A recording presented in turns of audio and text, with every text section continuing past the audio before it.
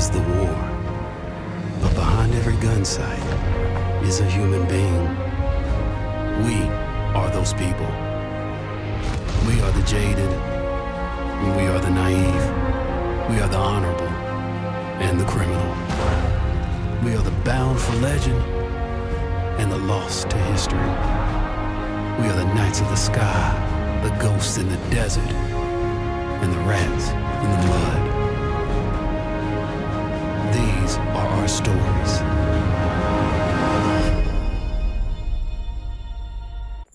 Hey guys, Spider here. This is going to be another review because this is the second one I've done on my channel. The first one was Madden 17, but this review, it's for Battlefield 1. I'm not sponsored by anyone, so everything in this video is 100% unbiased opinion. Not everyone will agree with everything I say in this video, you know, as to be expected, but this video is just to give you an idea if you should buy the game or not. So yeah, let's get into it.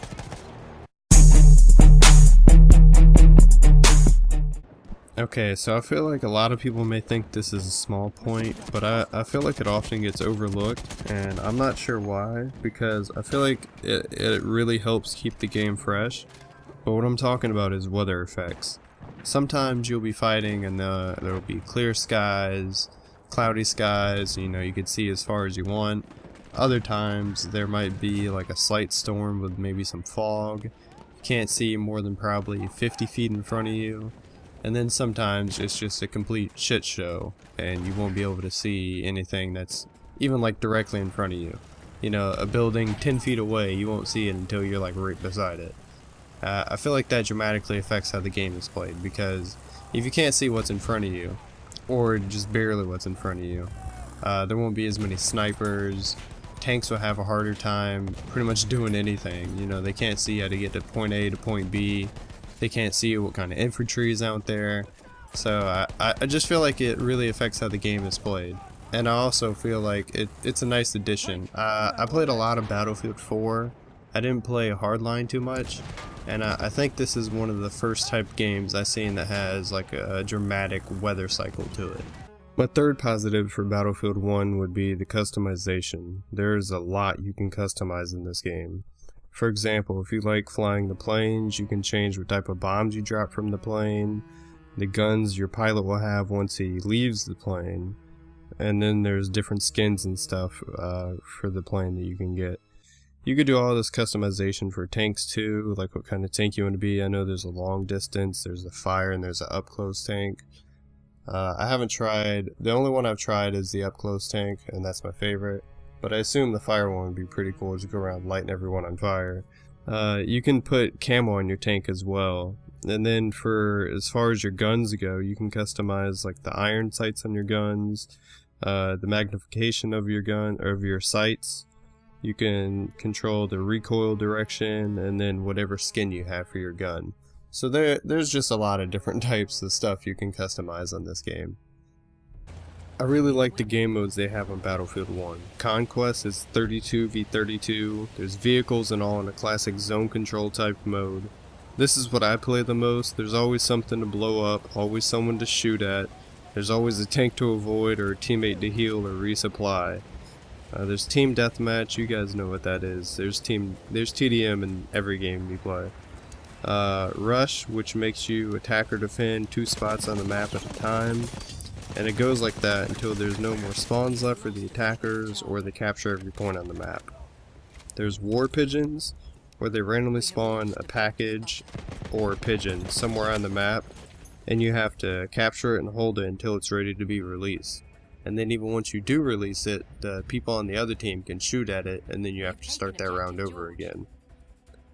There's Operations, which is basically Rush but spread out amongst a couple of different maps.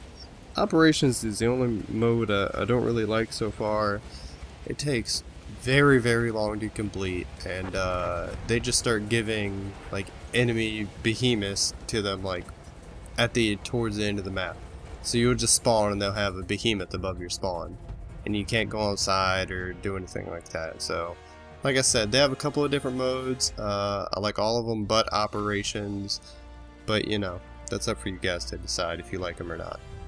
As far as the story goes, I haven't really played too much of it, but we aren't going to kid ourselves and say people buy Battlefield for the story mode anyway.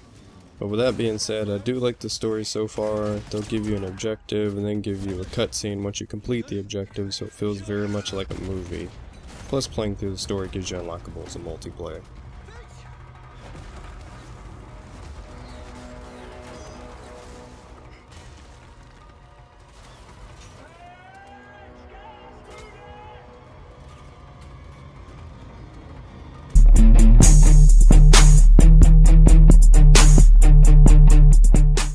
My first negative is that in multiplayer, sometimes you can get some pretty shitty spawns.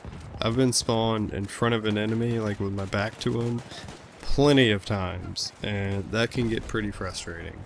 Like I said, I play Conquest the most, so I realize it's kind of hard to spawn somebody in when there's 32 players on the other team. But at the same time, I shouldn't be spawned into a disadvantage. Like, I'll lose that fight 99 times out of 100. Another problem Battlefield has is its connection issues. I sometimes lag really bad even when I know it's not my connections, and sometimes I can't even contact EA servers, so I can't play online. Anybody who plays sports games especially knows how terrible EA servers usually are. Sometimes right at the end of a game it'll just kick me out and none of your experience gets saved. Conquest matches usually last like 20 to 30 minutes, so to do all that and then get kicked down at the end can get pretty annoying. The last negative I have for this game is its lack of guns. They'll have the same gun with 3 to 4 different archetypes for it. I went through and counted 6 primary guns on each class with about 3 or 4 different archetypes off of that one gun.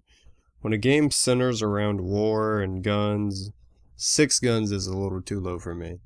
I'm kind of going through an issue now where I don't really like any of the guns for the scout class. But I'm kind of screwed because I only got 6 of them, so there's not like a wide variety of things to choose from.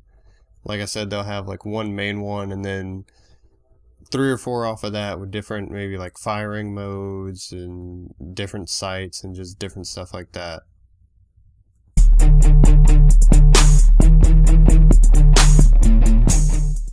All in all, I think Battlefield 1 is a very well made game. It does a good job of making you feel like you're actually in the war. When you're running out in Conquest, there's 31 other teammates with you, you're rushing to fight 32 other people, and you're just mobbing down some trenches or something like that. There's grenades going off everywhere, you hear bullets whizzing by your head. Between the cinematic cutscenes to the over-the-top explosions, I would say Battlefield 1 has it all. It's also nice to see another game made for the World War era instead of some futuristic jumpsuits type shit. In conclusion, I think I'll give Battlefield a 9 out of 10. Definitely recommend you give it a try. If you don't want to buy it, go Redbox it, borrow it from a friend, steal it from a friend, do whatever you gotta do. But I would say definitely give this game a try. Alright guys, and that wraps it up. Hopefully you guys enjoyed. Be sure to leave a like, subscribe. This is only my second review I've done. I plan on doing more. I'm just not sure which game I'm going to pick. But yeah, let me know what you guys think. Let me know if you guys like Battlefield 1. And I'll see you guys later.